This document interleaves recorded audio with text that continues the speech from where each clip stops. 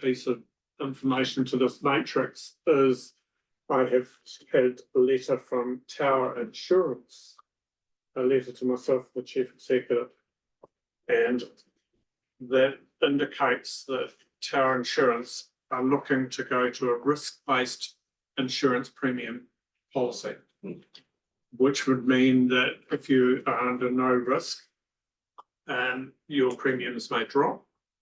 But if you are on challenging environments, close to inundation, presumably slip zones, floodplains, etc., the letter indicates that you may face higher premiums in the future. So I have contacted Chief Executive Tower and said, can you provide me further information? I'm yet to receive that. Councillor Dalgety. Thank you very much for the shout out to the Rangitiki River Collective.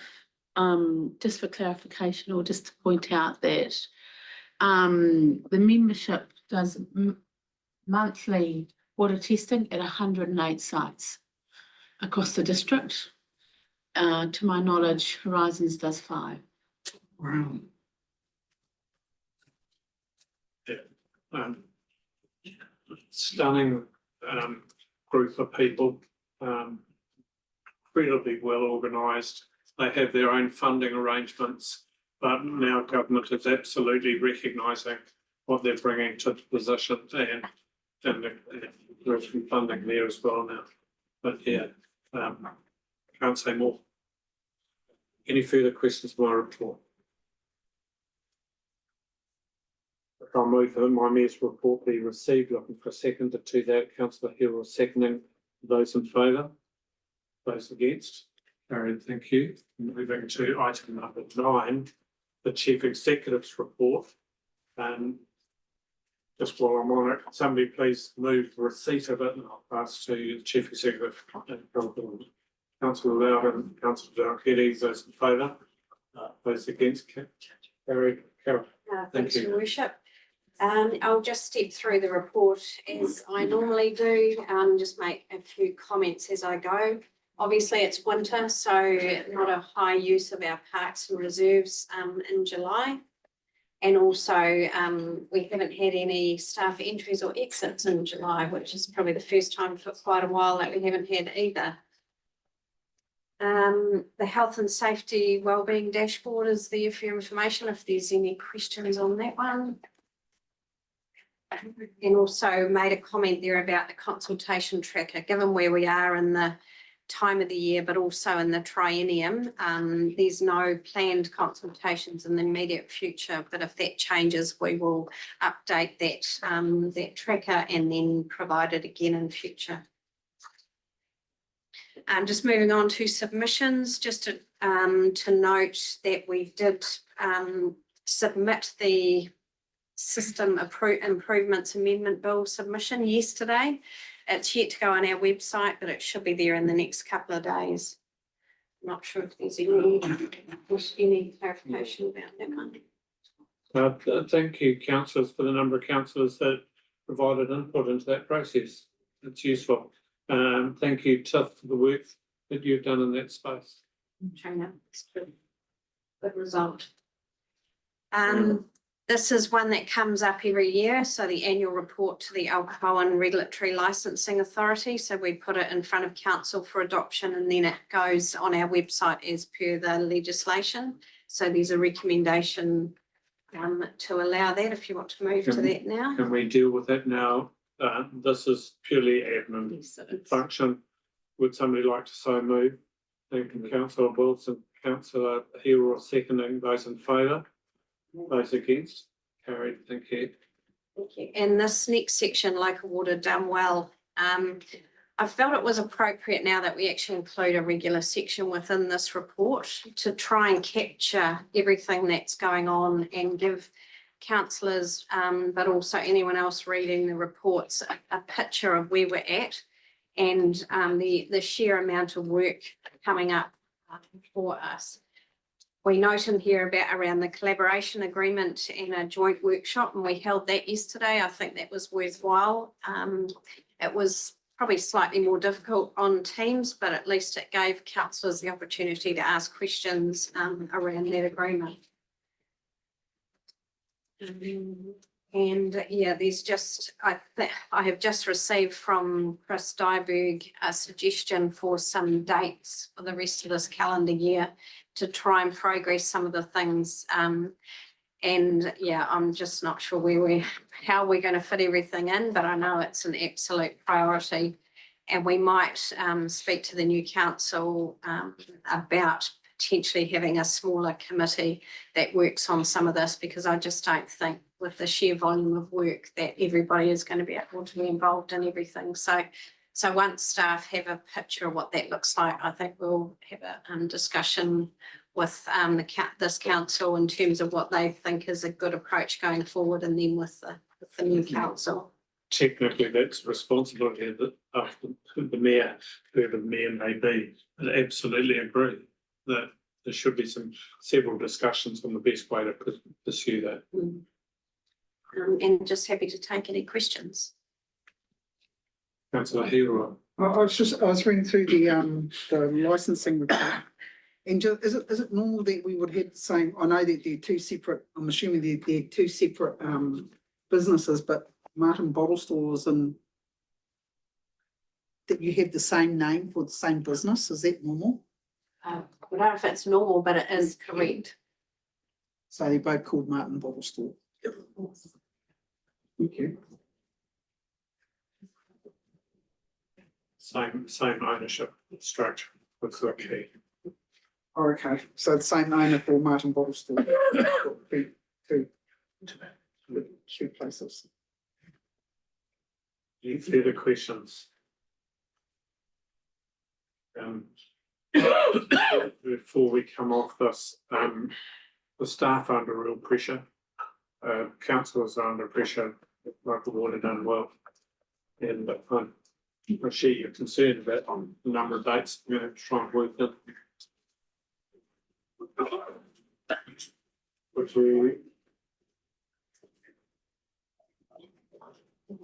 That's all I please. Thank you. Thank you very much. Moving to item 10.1. This is the overview of the plan stock and its implications for the review of the Rangitikei district. While Tiff's getting herself organised, would somebody like to receive the report? Thank you, Councillor Charlotte. Councillor Rokawa seconding. Those in favour? Those against? Carried. Thank you. Welcome to the table, Tiff. Thank you. I'll take the report as read, but I will go over some details. And also just highlight, was that Or is there a question? No. I'll just highlight also that there has been an updated recommendation, which is the first part of recommendations read. But I'll give you an overview as to why that has been updated. So this report is seeking confirmation first and foremost that council is confirming that we will no longer continue work on the sectional review of the Rangitikei district plan. And we're also seeking direction on whether to continue just separately as a separate point on proposed plan change 3, which is our urban growth plan change. There are two options associated with this in the report. The first option being that officers continue to work on proposed plan change 3 with a view of applying to the government for an exemption. As outlined in this option, if we continue work on this, then this will mean that that's officers' time, and then also budgeted expenditure would be spent on this as well to allow the finalisation of the plan change documents for notification, and that includes completion of technical assessments, which are already underway, or the final one which needs to be the final one that needs to be conducted for the flood assessment of below 3. Since this report was written, the amendment bill, which encompassed the plan swap, has been enacted. And so that means that more information has become available, including the exemption process that the government has now outlined for us, which we didn't know when we were writing this report. So it's officer's recommendation that if council does decide to continue work on proposed plan change 3 and apply for an exemption, that we do this fairly promptly, because the minister has been unclear around the process timeframes for him to make a decision on whether or not an exemption would be granted. And I'm also aware that there's substantial interest from other councils to go through the exemption process as well. What this looks like is I would be working on an application with a view to apply to the government in early September. And this means that the provisions that have been drafted for the plan change would be working draft, and that they would be supplied with the exemption application as is, basically. So I wouldn't be coming back to council to workshop those provisions any further. Are you happy to take some questions? I am. I think- I did have other stuff, but that's. Yeah, okay, no, I'll take no, I questions. just thought you'd stopped, so please carry on. No, that's okay. You looked across. All I was going to say is, I'll skip to the end basically. So I've updated the recommendation to basically state that the exemption would be applied for under urgency if council chooses to go down in the exemption application route, and that council accepts that officers will be submitting a working draft of the proposed plan change provisions in their current form to reflect what I have just kind of covered. Yeah. Now, I will take any questions. I'll go myself, then councillor. It might pay to explain the difference between the full sectional Yeah. review. Can you do that? Yeah, sure. So the Rangitikei district plan, we reviewed it in its entirety in 2013. It became operative end of 2013. Officers have been working with you over the last few years to say it's due for a review. The whole plan is due for a review. And we had signaled that we would be doing this in a sectional, so by section, so that's by chapter or by I guess activities, so noise or other kind of general provisions that are within the plan. We were going to do that by section instead of in its entirety all at once.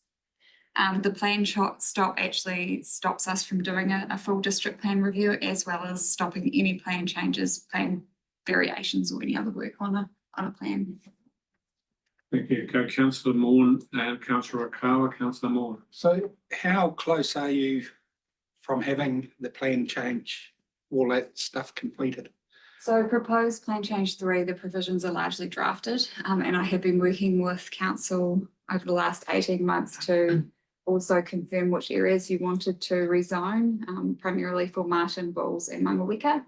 I would be able to submit that early September in a working draft format, because obviously it hasn't been confirmed by yourselves,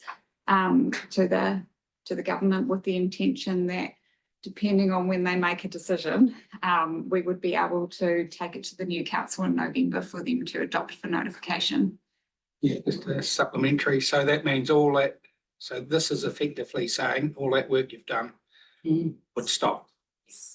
And I'll just back up Tiffany on this one. I think it's really disappointing where we were almost at the stage of notification. And this is a government that wants district councils to be more effective, but opinion. The intent, Yep, so you're right. the intent is that they don't want us to continue work on what they've considered to be unnecessary plan changes.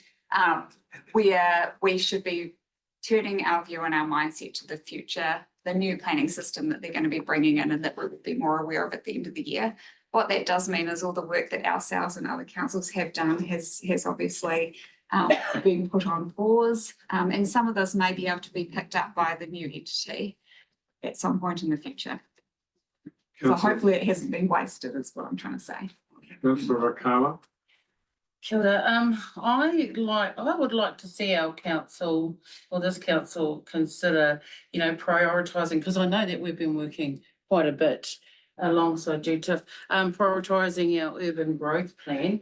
And I also am of the opinion to ask for an exemption if the minister is where we well and we're not going to know a time. But my question is, have we got the funds? Just like you said, is there funding, the extra money that we can commit for the extra time if we were to have the exemption you talk about, the funding for staff?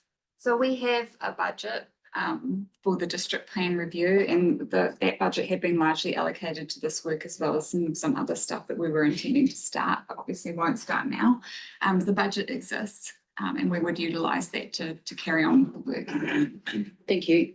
Councillor Loudon, but I'll be looking for somebody to put some motions on the floor, so we're speaking to a motion. But I'll take you, Councillor Loudon, first. Just a question, you mentioned the word unnecessary, and I picked up in 2.9 that unnecessary plan changes, have the government, made any suggestions what unnecessary means? I would say my interpretation of their thinking is that they're saying it's unnecessary work in the respect that they are reviewing this, the RMA, they're repealing the RMA, they're putting in place a new planning system, and that some of the plan changes will basically be unnecessary under that new system. But because we don't know what that new system looks like, I can't give a good steer on that. Councillor Wilson, I'm seeking to move recommendation, which one? seeking to move recommendation 3 with the exclusion of the or at the lower section and accepting the additional wordings that are up there on the screen outside of our order paper. I think you really need to sequence this in terms of recommendation 2 ahead of 3. The council will move the full section. Well, I would not accept that, so. I think in terms of sequence, I'll hold your potential for 3, but I think in terms of process, it's important you deal with 2 first. Can we change the recommendation that it does proceed rather than does not? That the council confirm that the full sectional review of the Rangitikei district plan does proceed? You could, but I would strongly advise you not to do so. Perhaps that's why Can you I asked for an explain that? explanation of 3.2 first. So Seems- I can explain. Basically, the reason for recommendation 2 is no work can proceed in its current as it's enacted. So no work can, all plan change and plan review work has ceased. The purpose of that is we won't get an exemption for our full district plan review. We could apply for one, and we would need to apply for one to continue that work, but we will not get one. Yeah. The emphasis on the word full section. So would you then be happy moving number 2, recommendation 2, councillor Moore? Yes. Looking for a seconder to that. Councillor Wilson seconding. Any speakers to it, questions of it? This is process. Councillor. Well, it's in law, so we have to confirm to it. I'll put it to the vote. Those in favour? Those against? Carried. Now, councillor Wilson, would be appropriate for you to move. Yes, as mentioned before, happy to move recommendation 3 with the additional wording, noting that that additional wording is not in our order papers, but accept that that is more appropriate for this recommendation. So moving that council endorse Rose plan change urban growth. And we'd have to apply for an exemption to do so. That's in there, that says for an exemption. Yeah, to apply for an exemption, as the wording is up there, I think is appropriate. Okay, I'm looking for a seconder, so it's up for discussion. We've got councillor Carr, you had your hand up first, you seconding. I was, yes, I was. You wish to speak to your motion? Yes, I do. I think this is a bit of a classic example that we've seen constantly from our political leaders down in Wellington, where they've just thrown this out without any real indication and support of what the alternative might look like. And I find it incredibly disappointing that we often find ourselves in these situations.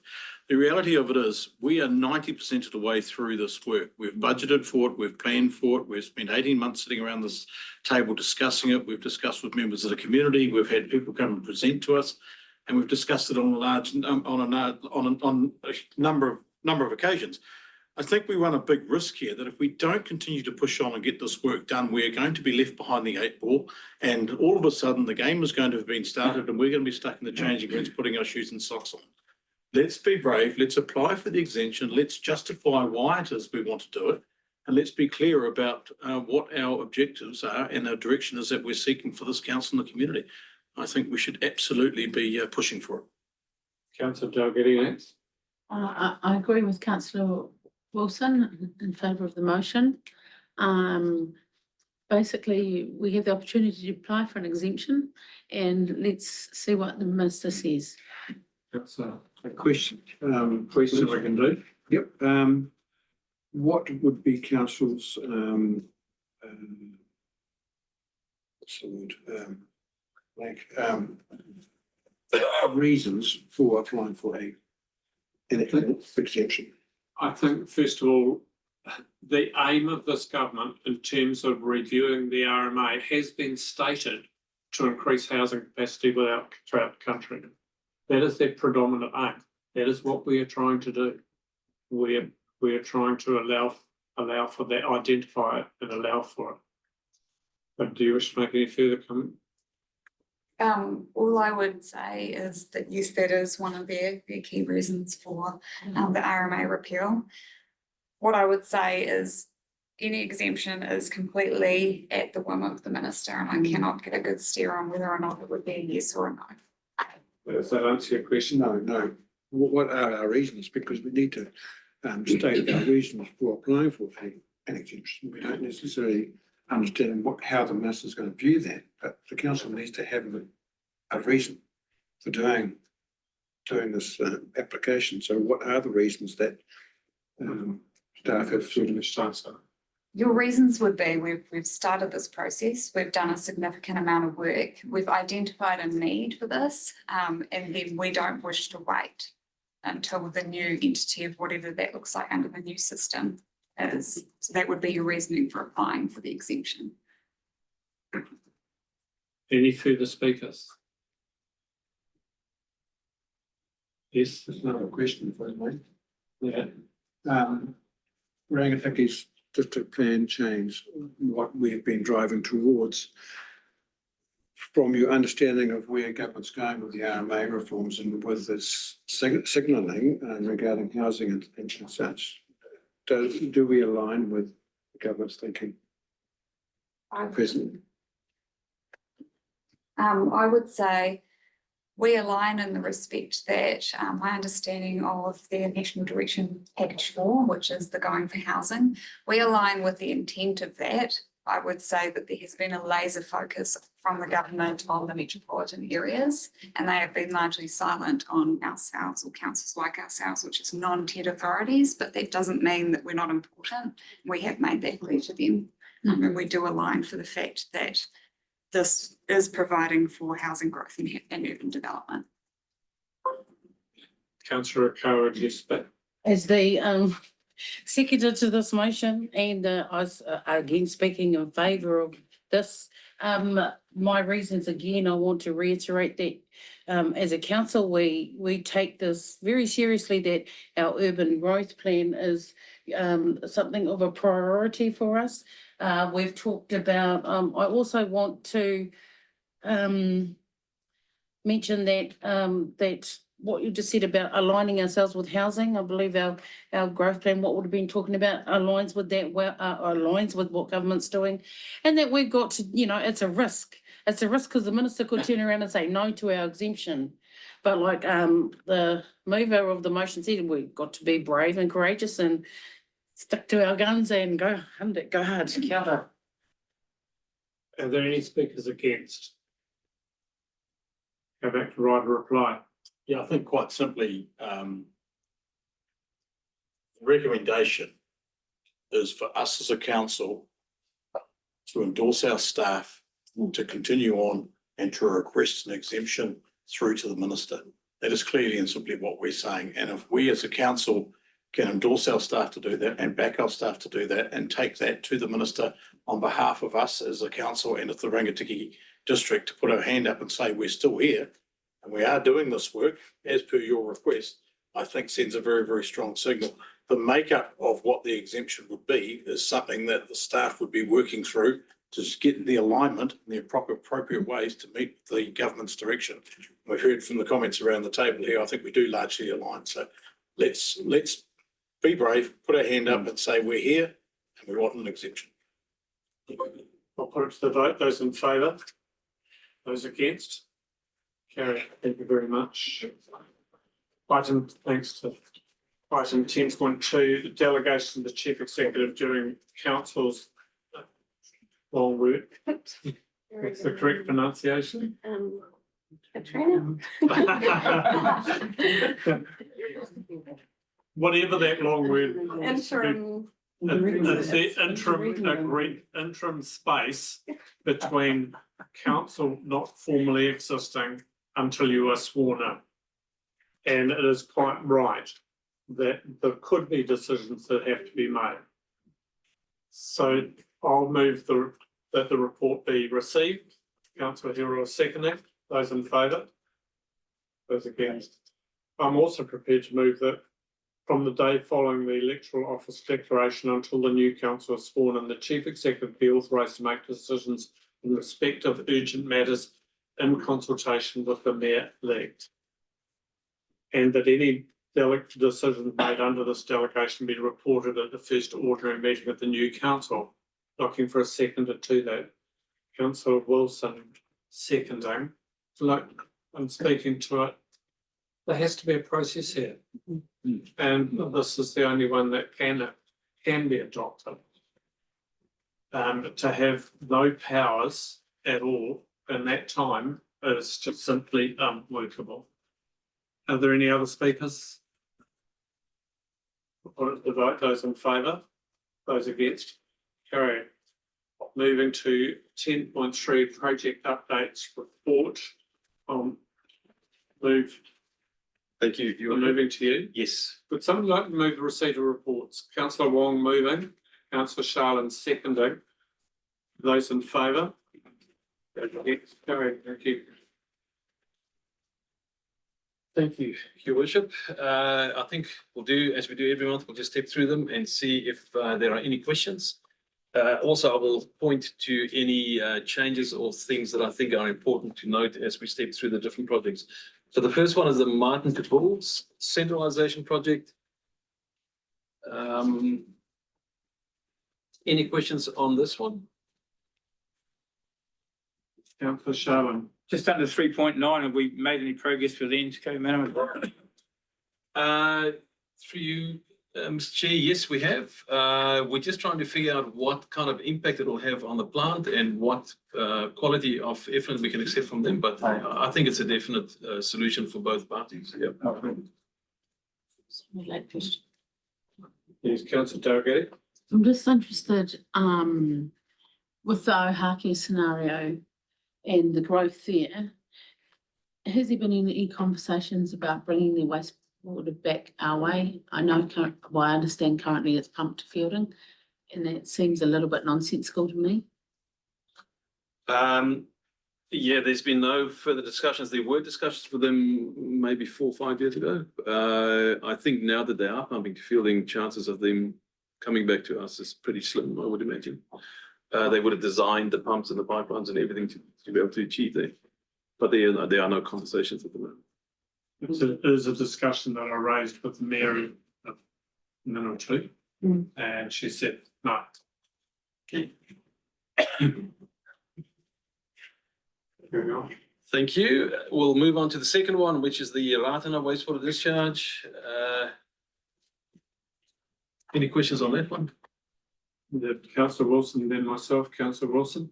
This is a general question regarding all of our discharge. Now with the Te Mata Arawai standards being more formally recognised, I have no doubt that you and your team are going to have to sit down and do a whole lot of work and see exactly what does that mean for us for all our discharge wastewater treatment and plants, of which we've got many that we operate and many of them operating on the expired consents that we've been trying to work through.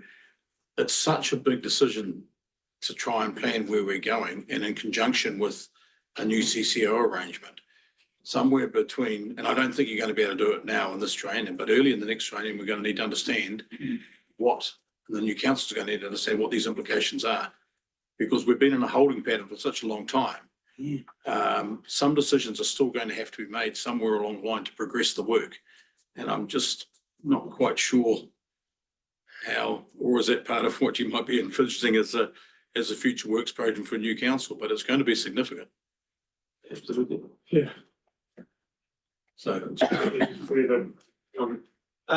Thank you, Your Worship. Yeah, I think that is a really, really valid comment. It will impact every single wastewater project that we have. And if you look at the 10-year plan and the capital commitments that we have, the bulk of our capital and our debt falls in that space. So definitely, I would support that. If we, somewhere early in the new triennium, if we sit down and really look at what that means or potentially could mean, that would be really valuable. Thank you. From me, in terms of 4.3, at the time that we were looking at the possibility of working with Whanganui Council, we were tentatively in a relationship, local water done well with Whanganui and Ruapehu. Has there been any hardening of attitude towards that possibility post their decision to change it? No, Your Worship, no. I think all the officers and engineers, we just will deal with it as a trade waste discharge.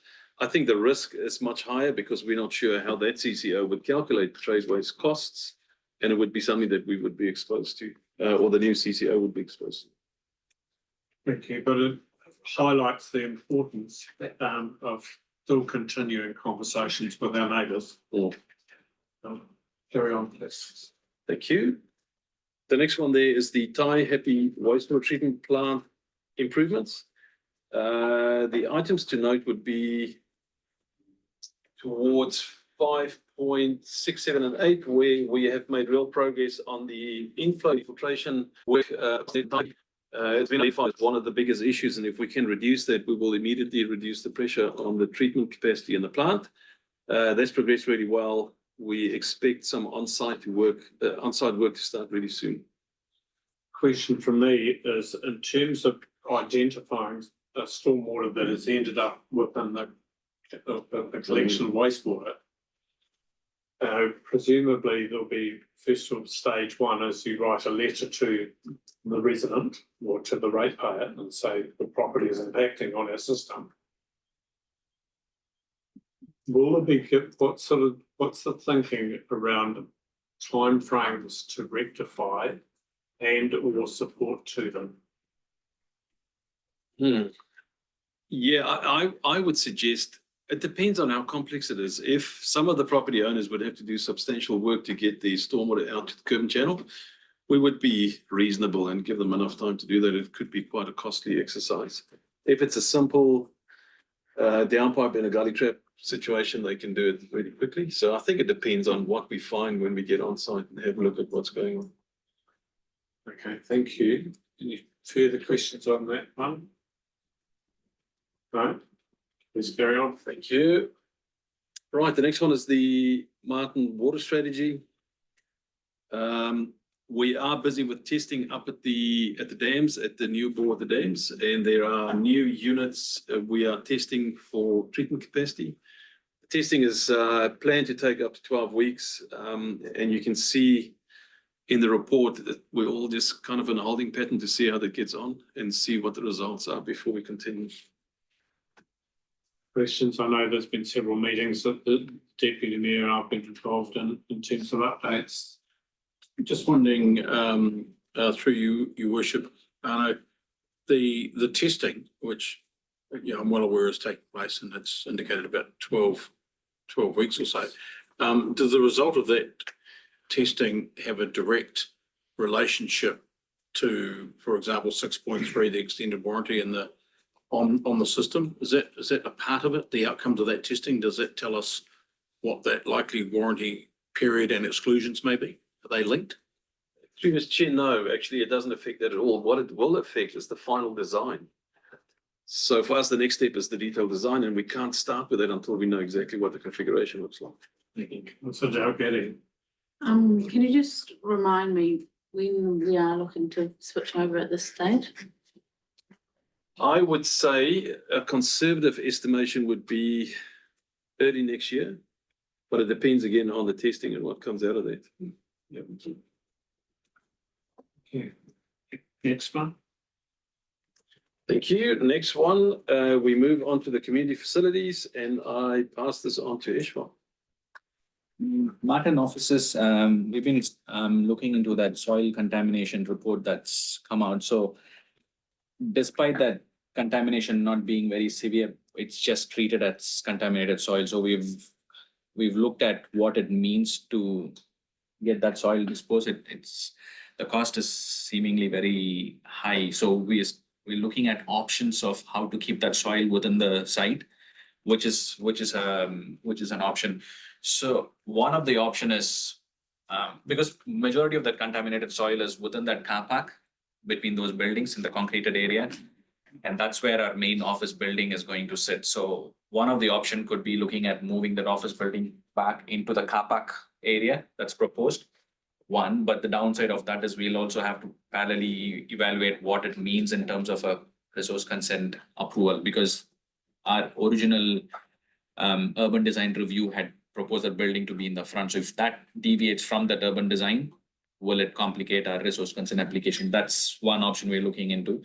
And the other possibility is because the soil in the car park area is a lot cleaner, we could excavate from there, dispose that, and then excavate the contaminated soil and fill it in the car park. So that's another option. This also helps because the fill material itself is not suitable for putting a foundation in.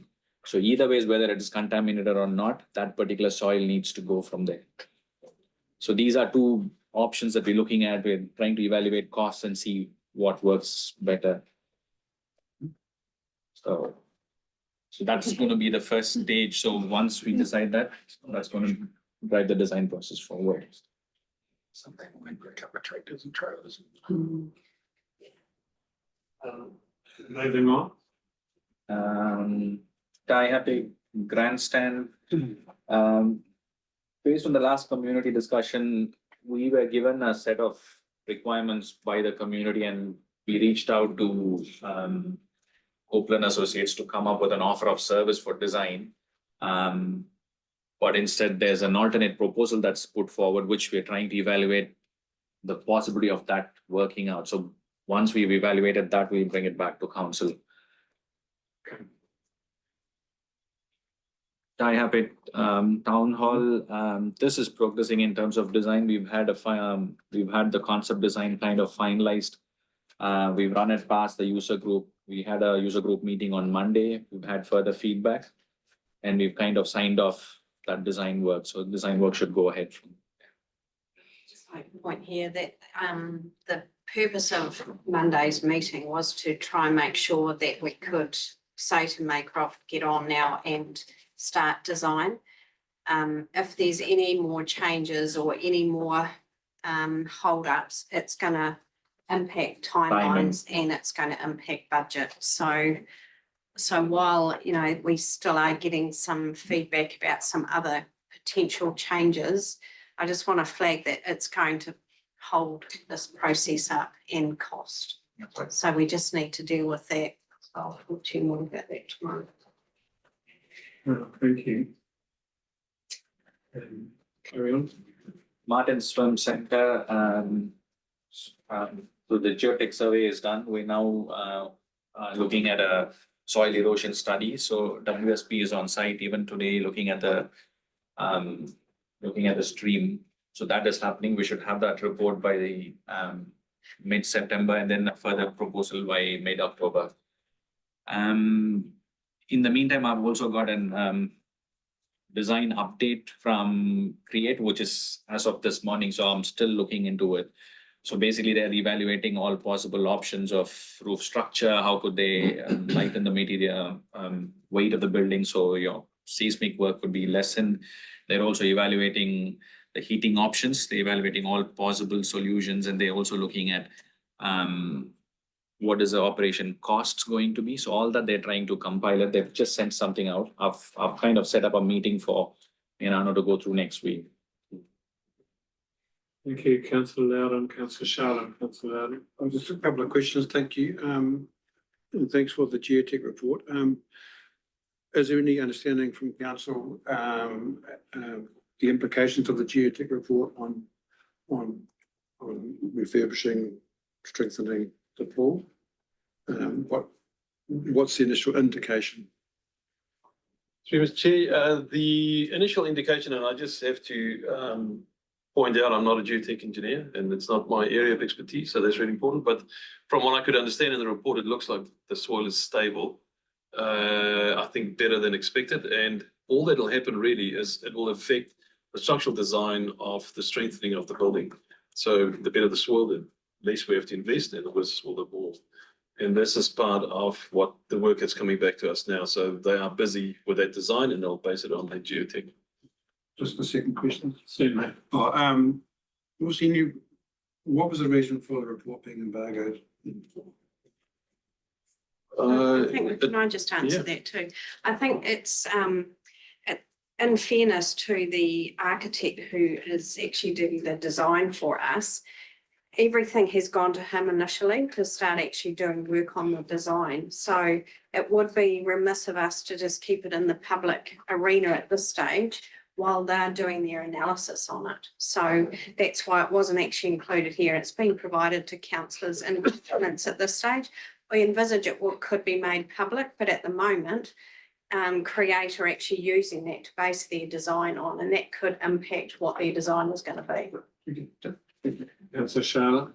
Can I just ask this, where that, under the geotech report, under 5.3 slope stability, is that the soil erosion report you're talking about? Oh, it is. Anything else there? Yeah, I find the process frustratingly slow, but it is what it is. Moving on. Thank you, Your Worship. Thank you, Ishmael. The last one in the report is the Scots Ferry update. Now, on the back of the workshop that we had with councillors 2 or so weeks ago, we've written this report just to reflect what was discussed. And it then supplies councillors with a range of resolutions to allow you to give us some direction of where you'd like to go with this. The report itself, it gives a bit of context as to how we got to where we are. It describes the unforeseen risks that we identified once we started working on the MOU in a bit more detail. It's really captured in health and safety, how often the tractor will be used, and what other uses it could be used for, and what risks those add.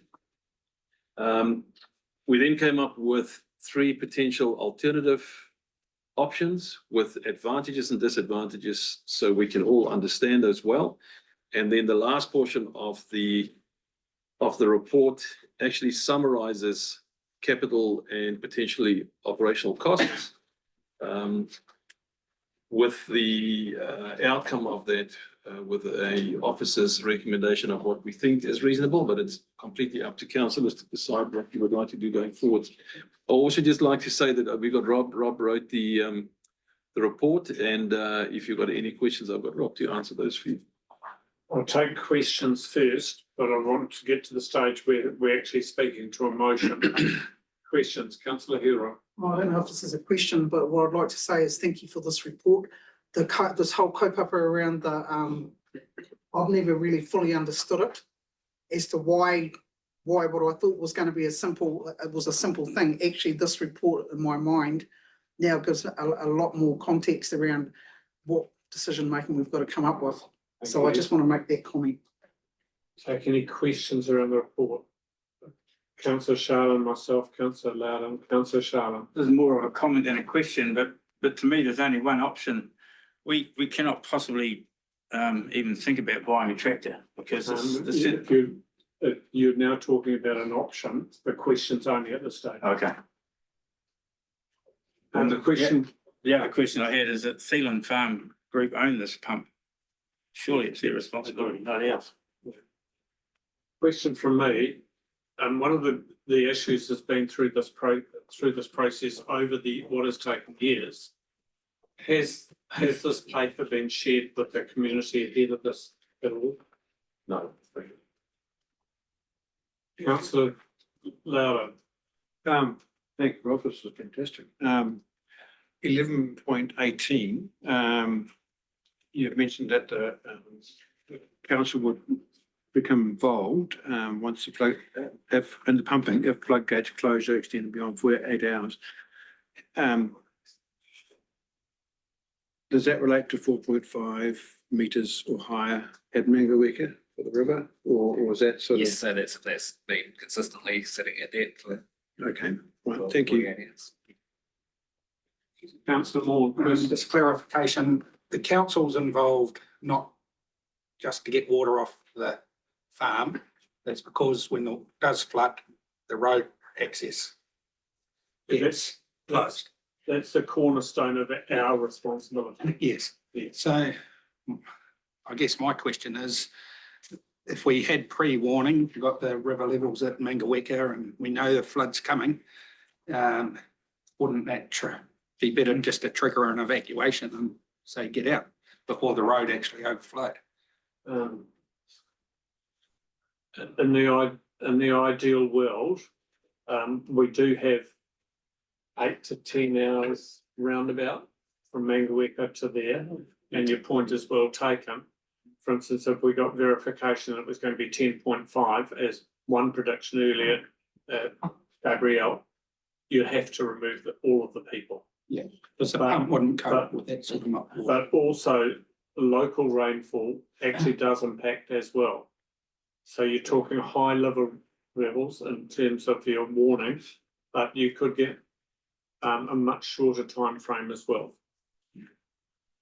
Because 2004, hardly any rain fell down here at all. Yeah, Came from up top, but it could be localised. absolutely. Councillor Carter. Since the question is around evacuation of the township settlement, rather than doing Horizon's job in alleviating the water and protecting or helping the local farmer out by removing water from his farm, since evacuation is the priority that we're looking at, have you considered raising the road for that small area to get past that creek? Mr. Chair, we have not. You would have to raise it for a very long distance to be able to get above the water level. We've looked even using the stop bank as an emergency exit, but even there you have to go so far to get to a dry spot. So it becomes cost prohibitive. It would never be. It's just unaffordable. Stop bank, that end doesn't get anywhere near within 2 metres at the top. It's up the top, that's up in Bull's end that it breaks. But the water gathers through the Amon drain coming through the farm. Since it's the farmer's pump, why are we bothering to pump it out for him? Why are we doing it for Horizons? Just to answer the question through you, Mr. Chair, it was a council resolution to do that. It was a council decision. I'll make a resolution that we don't bother.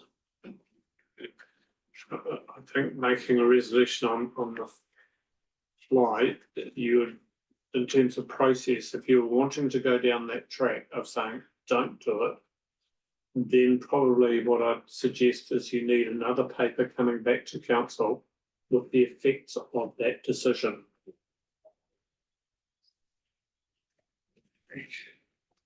So I'm talking about engaging Horizons into doing their own job instead of us doing it for them. Believe me, there's been a number of discussions with Horizons over the years, and they've said it's not their responsibility.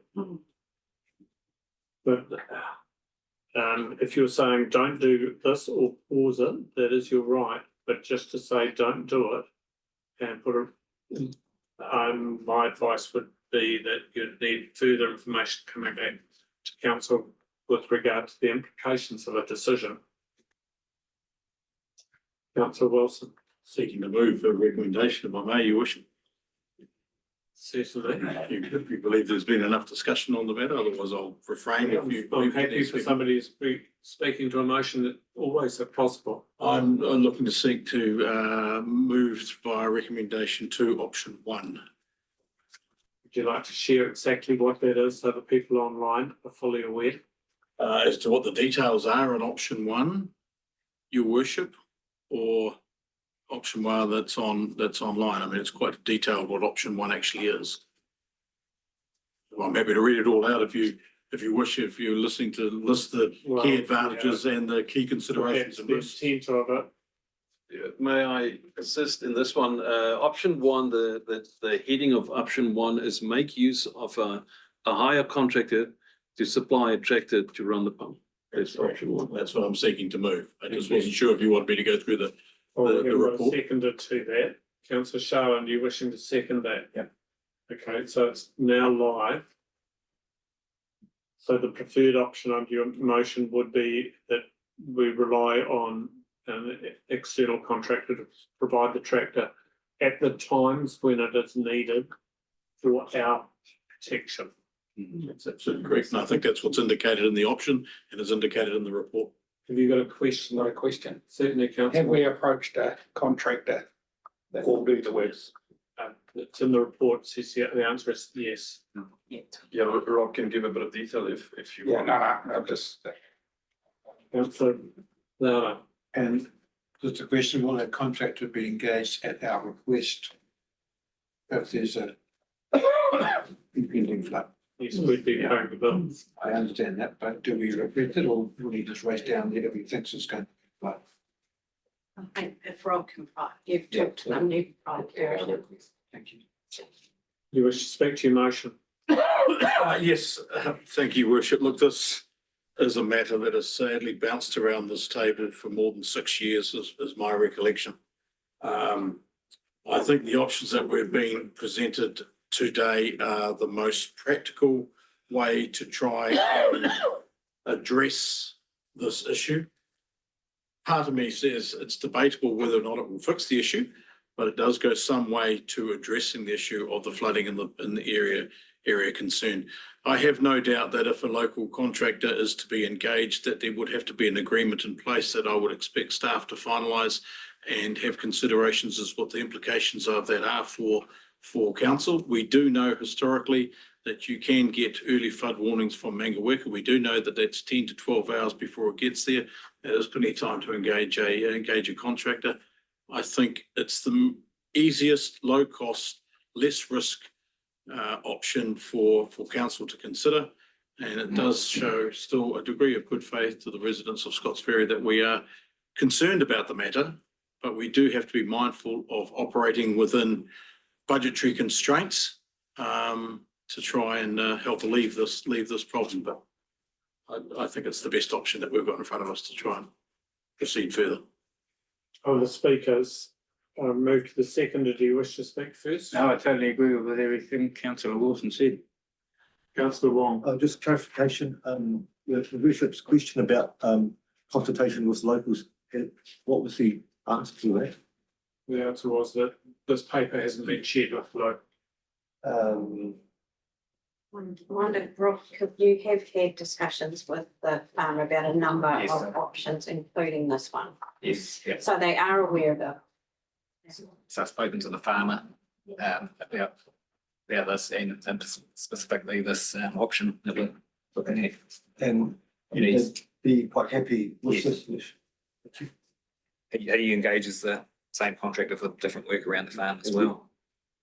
I'm taking we've had two speakers in favour, councillor Rakawa, then councillor Dalgety, councillor Rakawa. Mine was a question about the liability, the health and safety. So the farmer hires the contractor, or we on our say so? Or he does it? If I can help out there, so it'll only be us as a council that will engage the contractor, nobody else. Councillor Dalgety. I'd just like to thank Rob for this report and taking us through at the workshop. This has sat on a table for a long time, and you've come up with some solutions and really engaged us in what the actual, really appreciate it. Is there a question or a position? I am moving to that, and I would like to, I really acknowledge the work that's gone into this report. I think it's been a big issue that no one's been able to solve. So, and I am in favour of the motion. Okay, we've had 3 speakers for. Are there any speakers against the motion? Is that a question? Question. Yeah. With the pump, who maintains that? So the pump is owned by the farmer. The responsibility would be to maintain his own equipment. That raises the question mark if the pump doesn't work, then that's another issue again. Should it fail and he removes it? The council may consider finding an alternative pump. It'll be difficult. The contractor that looking at engaging, he actually has a number of pumps and probably has access to the same. Oh, great. So we'll go back to right of reply. Councillor Wilson. Thank you, Your Worship, but just to formally notice here, this is nothing new to anybody sitting around this table. We've workshopped this, we've had multiple discussions, so it's not as though it's come out of left field to us. Here's an option, it's in front of us. Let's enact it, let's push on. May not be perfect, but it is an option. It's the lowest cost, less risk to council as an option, so you can endorse it. I'll put it to the vote. Those in favour? Those against? Motion is carried. Thank you very much. Thank you. Moving to 10.4. This is the recommendations in terms of the economic strategy. While Jared's coming to the table, can somebody move to the seat of the report, please? Councillor Okawa, Councillor Wong. Moving and seconding. Those in favour? Great. Ex-councillor. Staff member Gerald. Another one. Economic lead. Thank you, Jared. As an economic. Thank you, Your Worship. Thank you, councillors. So look, the purpose of this report is kind of outlined there, and I'll take the report as read. There are a couple of things that I would just like to touch on. The first one here is that the strategy and action plan has been developed through 2025. There's been multiple meetings with iwi, stakeholder engagement workshops with yourselves as well. It was the intention that this would go through the policy planning committee. Unfortunately, that was unable to occur at the start of the month. We have received feedback from that committee and also from Tupiai Ka. There was some feedback that we received, some minor edits, but nothing that materially changed the strategy itself. We are just very conscious that as we're in the final months of this triennium, council has the option to either adopt the strategy or endorse and defer for the new council to adopt. It is our recommendation as officers that council endorses the strategy and action plan with final adoption to be completed by the new sitting council. At this point, the strategy has been shared with you as well, and we'll take any questions if you have any. Questions, Councillor Hero. This is not a question, but just a comment.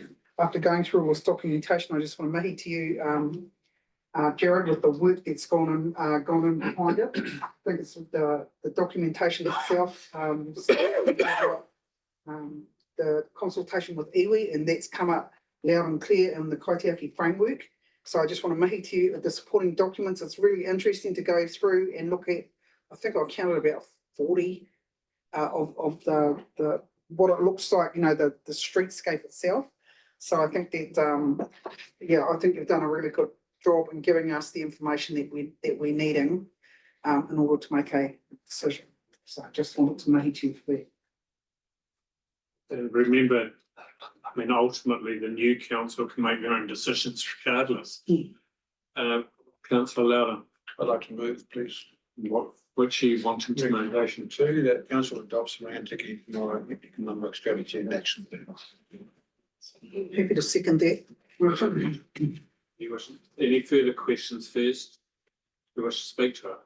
Yes, thank you, Jared. It's a good bit of work and I feel as though it brings up a whole lot of things together. Looking forward to the future.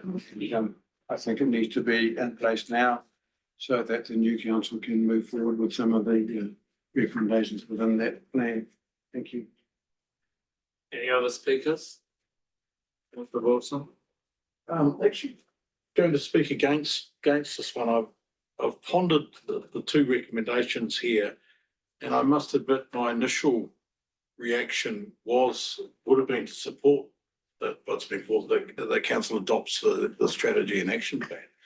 But in reflection, I thought that the earlier recommendation that council endorses and recommends adoption by the new council was probably a better pathway based on the fact that it is going to force the new council to go back and review some of these documents. And I think there's a little bit of a risk that some of these things get pushed through by this council without an understanding of the implications to the incoming council. So I am speaking against it and would prefer that the other alternative recommendation is endorsed based on the fact that I think it leads to a greater understanding of this document for the incoming council, particularly new councils that sit around this table. You foreshadowing that? I would foreshadow that as a motion, Your Worship, yes. Thank you. Any other speakers? Councillor Moore? I want to speak for it because, you know, all of the work has been done. This is setting a scene for the new council to get up and get going. It's incumbent on the new councillors to get up to speed with some of the documents regardless, you know, by saying, let's leave it to get adopted till the next council, because they're going to read it or get more understanding of it. I believe they should be understanding it before they, you know, they've got this reading material to get their teeth into and going into the new council. So I'm speaking for the motion that we endorse it now. I'll go Councillor Hilroy. She was a seconder, and I'll speak next. Councillor Hilroy. Yeah, well, I totally support the motion that's been put up. And my thinking would be the Rangitiko Tomorrow Economic Strategy and Action Plan is just one in a number of documents that will be sitting on the table for the new councillors to get their heads around. What I feel like is that this is the context of how this whole thing has been put together is good. And I understand why we're thinking that maybe we should wait for the next council, but this gives clear directive on what we're looking at doing for within specifically in the Martin area. So that's why I'm seconding. Yeah, I'll speak. I actually understand where Councillor Wilson's coming from, and it has merit. They're actually both looking to achieve very similar things. So they're aligned in their thinking, but I would prefer the foreshadowed motion as well, and would be prepared to second it if it comes through. Any further speakers? Go back to right of reply. Councillor. I certainly acknowledge Councillor Wilson's thoughts. However, I think there has been so much work done by council staff over the past couple of years that things need to keep moving forward. And we have the opportunity to keep things moving forward for the new council to look into and work through an action plan. I feel as though this strategy goes hand in hand with our district plan work, and council has endorsed that district plan work to carry on.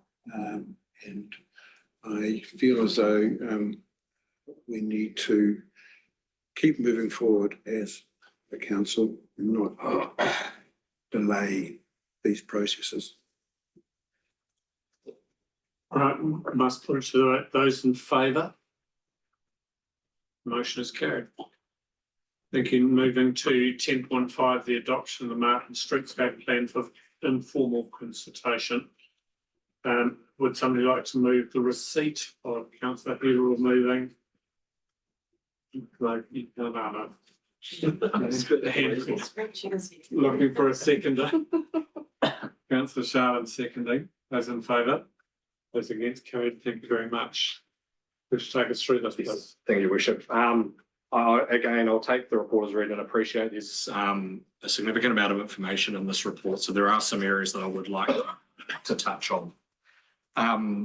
So just a reminder that the streetscape plan has been developed as a result of the long-term plan 2434.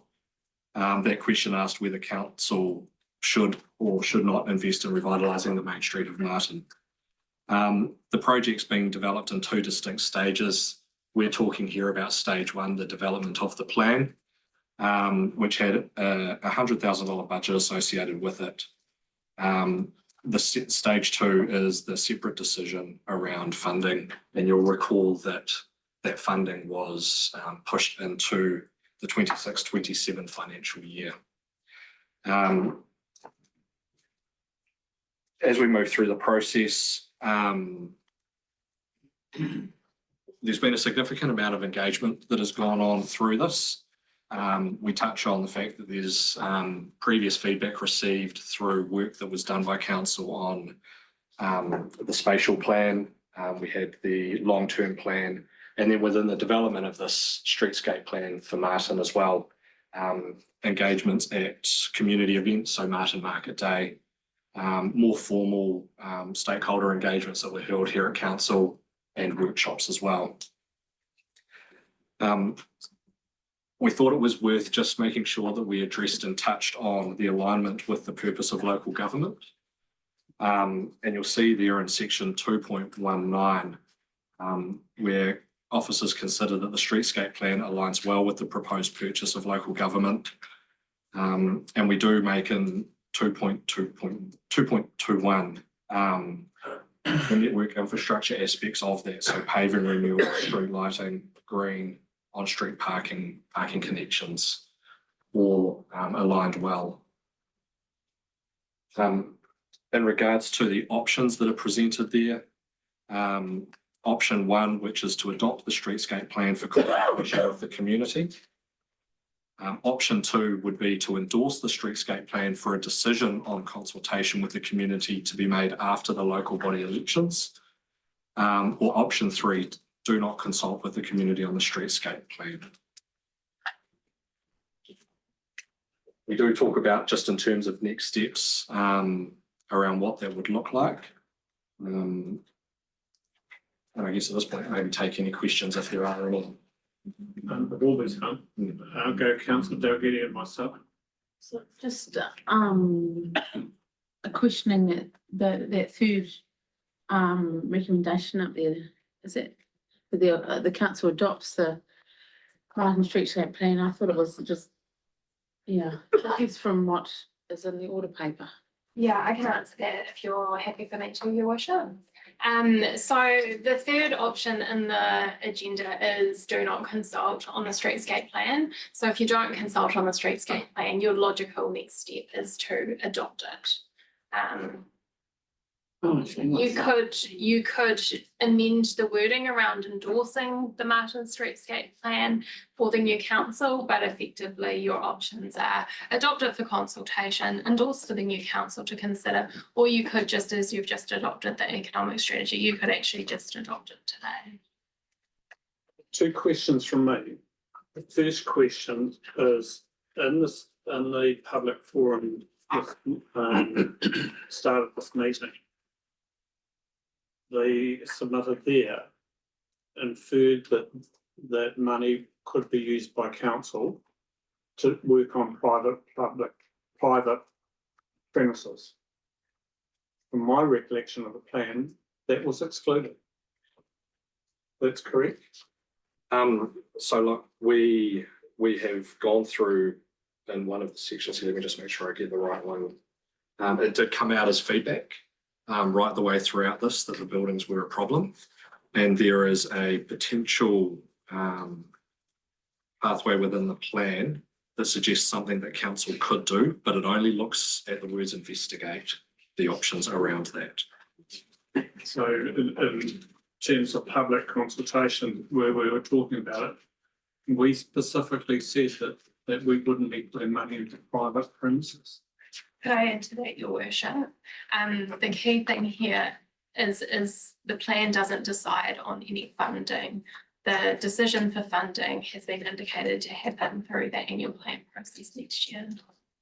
Second question that I have, in terms of the recommendation, there is no recommendation that says that council does not endorse and leaves it to the next council, and which is an option.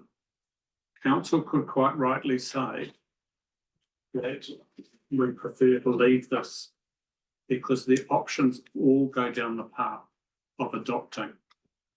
It's either we endorse it, somebody else adopts it, or that we adopt it. But there's no option there that the council seeks to leave this to the new council to determine. And I believe that that is absolutely an option that could be on the table. Like any other further questions, Councillor Loud and Councillor Moore? I have got a question on making a recommendation. Cool.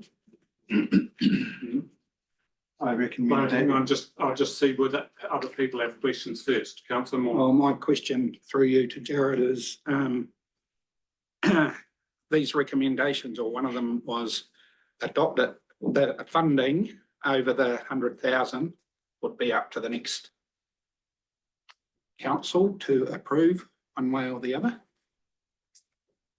Is that right? Reframe that. So From what I could get from these the recommendation, that if we adopt the plan, it's only to adopt the development of the plan and the consultation of the plan. Any further work over and above the 100,000 is up to the new council to decide. It's going to go through the annual plan. Yeah. Yes. So that I think it's important, like Katrina said, to distance the funding, the potential funding, because that will come back to the new council through the annual plan, whereas this is around the document. was a question, Councillor Wilson, then Councillor Dalgety. Yes, I'm just looking to clarify a comment that you made, Your Worship, when the speaker spoke this morning, who presented to us. Question you asked him was, would he be comfortable with council money going into private properties? He indicated that he would be comfortable with that. That is different to say that there is anything in the document that says a government, our council would be doing that. He indicated that he would be comfortable with doing that. So he would be speaking on behalf of himself or possibly the business group that he represents. So Correct, but I was seeking clarification as to what was in the plan. Councillor Dalgety. Just for clarification, the recommendation to the first option there for consultation with the community, would that be as part of the annual plan next year? No, that's out to go out separately from the annual plan. Through you, your worship, that would be to consult in November, I believe. So the purpose of that informal consultation is to enable the community to have their say on the draft plan and council to be able to adopt it before we go out for the annual plan. The other alternative is we run out of time. The issue we've had is that the time period we're in with our elections is we haven't been able to consult on anything. So the reason why that's sitting there as the officer recommendation is to enable that time for the community to have their say on the draft plan, get that adopted before we go out for further consultation on the funding aspect. So is it a question, Councillor Moore? My question is, has the public had plenty of consultation on this plan to date? Because there is lots of information in there about what people think and all that sort of stuff. I would have thought we'd gone through all that process rather than do another consultation process and take up more time. We haven't consulted on the aspects of the plan in terms of funding at all. As to which, if any, would be picked up. So there's a series of options that were discussed, including the pavers and changes of angle parking and those sorts of things. But I'm not sure that people fully understand exactly how potentially $2 million can be spent. So that would be a consultant, that would be my view. Could I provide some comment on that? So there's been lots of consultation with the community around town centre redevelopment, regeneration, but the community hasn't seen the plan in this form yet. Sorry, and So that's a question. yes, sorry, just further clarifying from what you said, but the discussion around the money, that would happen at annual plan time, not at this pre-consultation thing. Yeah, thank you. Yes, but may not happen if you just vote to adopt it. Right. That is my concern. Yeah. You've got the right to put something on the screen. You're first to speak. And I will, but I have a question first. Yeah. The difference between the council adopts the Martin Streetscape plan for consultation with the community and the difference and that the council adopts the Martin Streetscape plan. What is the difference there? That there's been a lot of consultation and there's been a lot of comments made to council regarding the plan. Are you saying that it's going to have to go back out to the community and go through a whole another tune of consultation? With the first one? Yeah, so through you, your worship. So the first option is we do a consultation with the community on this draft plan. So we go out with the draft plan and say, this is what we've come up with based on all the feedback that we've had over the recent consultations we've had. This is the plan we've come up with. What are your thoughts on it? What's outlined in the report is a kind of more informal consultation that probably you're used to as council, which is based on, we've had a lot of feedback, but this is a chance for them to actually see, this is the plan we've come up with. Whereas option 3 is council actually just adopting the streetscape plan. So no chance for community feedback or anything like that, just like you've adopted the economic strategy, the plan is the plan. And then that will sit there until the annual plan. Councillor Delgado. Have you got a mover? Or getting, I would like to move. Councillor Louder, was first to indicate a move and he said he had a question first. I think he has the right to move. I'd like to move that the council adopts the Martin Streetscape plan.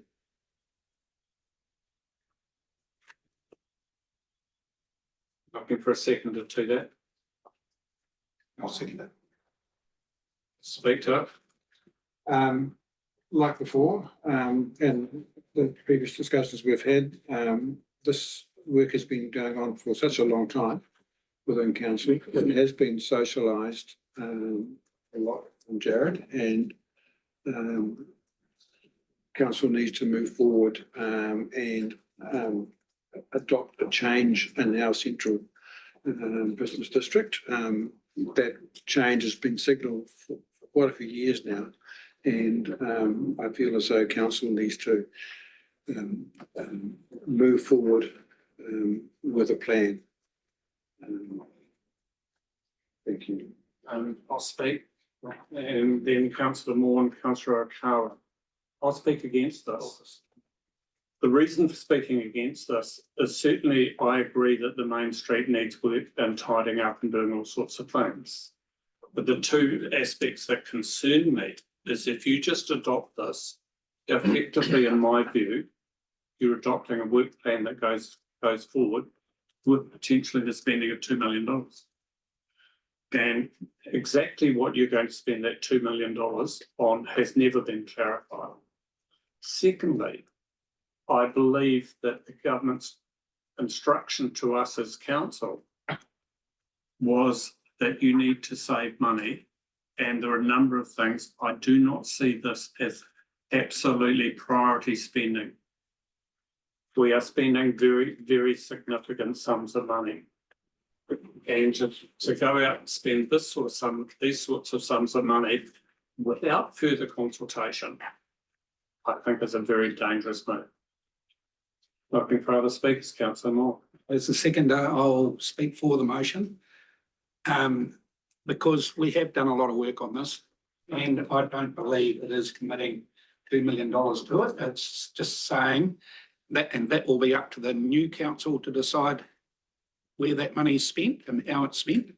This is just that the plan is adopted. What we've spent the time and effort and money on already is adopted.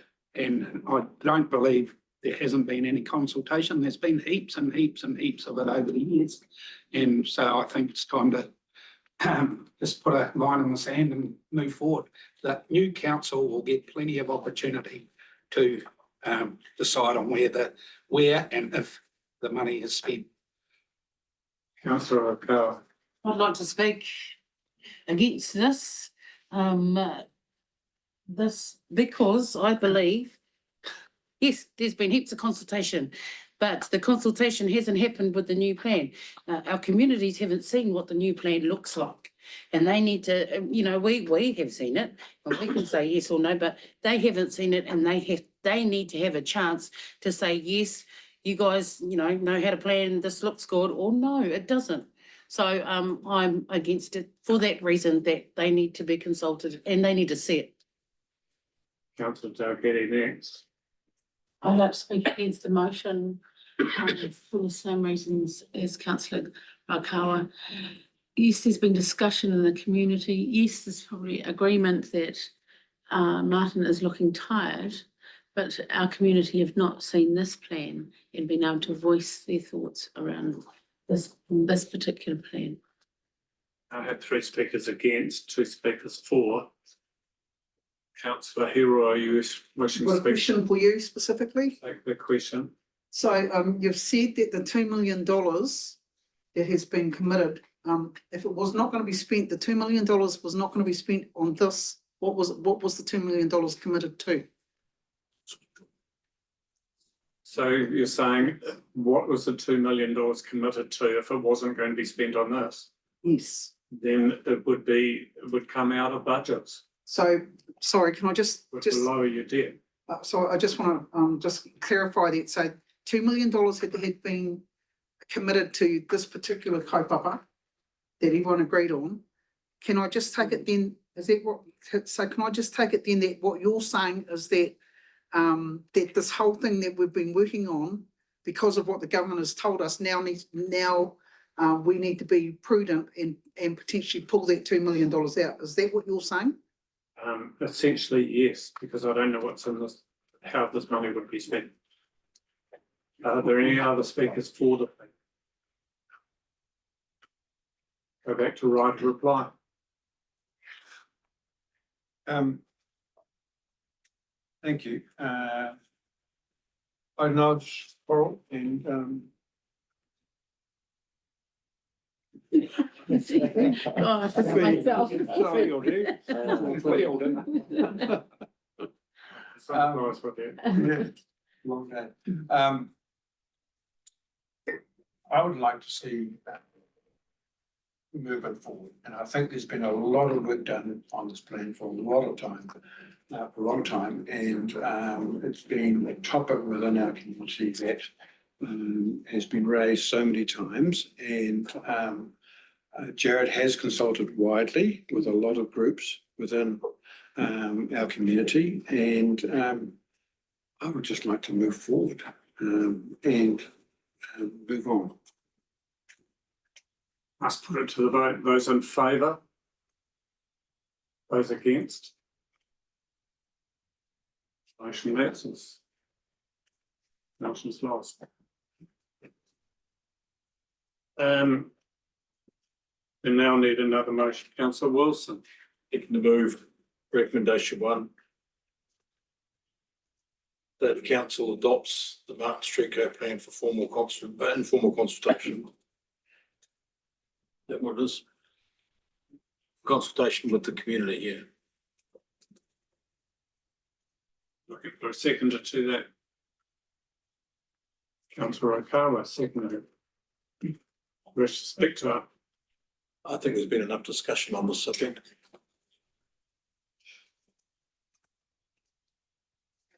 I'll speak to it.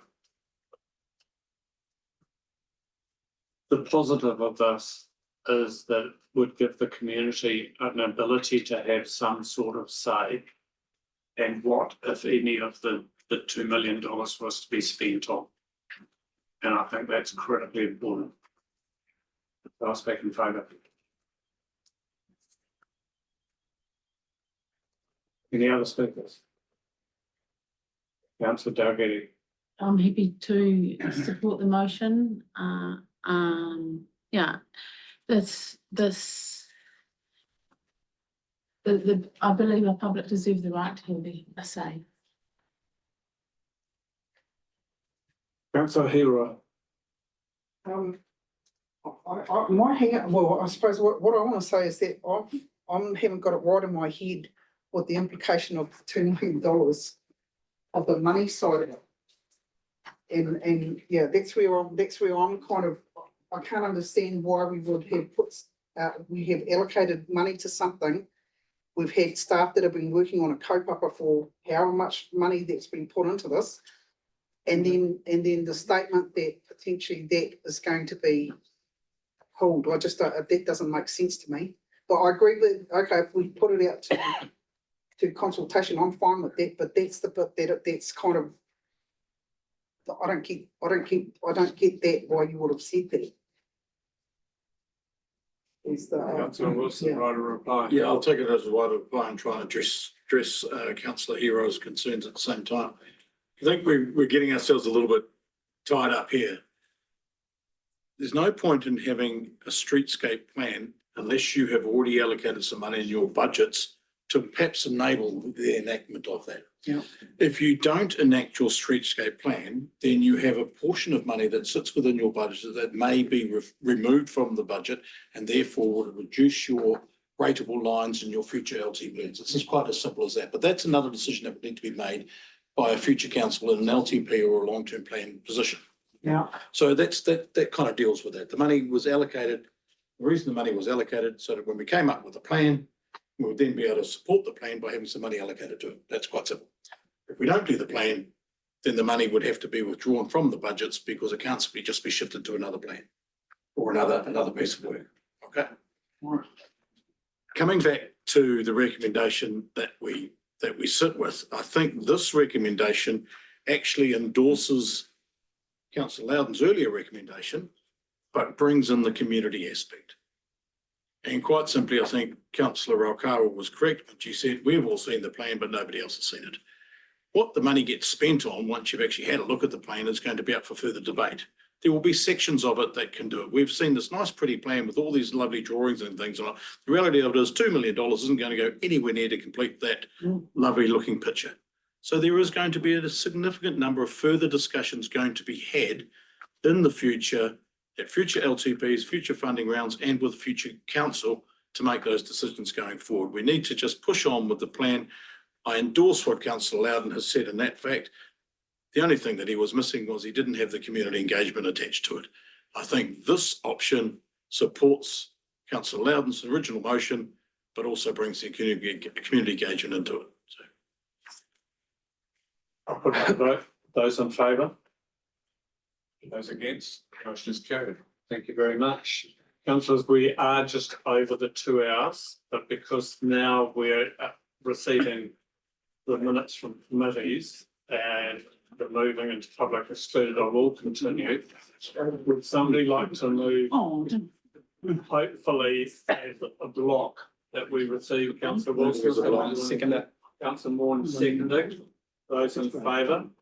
Those against? Carried. Would somebody like to move that we go into public excluded? No, that's your one. For the reasons shown, or is there anybody wishes to challenge the right to move into public excluded? No, would somebody like to move into public excluded? Councillor Carter, seconded Councillor Sharman. Those in favour? Aye. Those against? Motion is carried. Thank you, councillors. Line.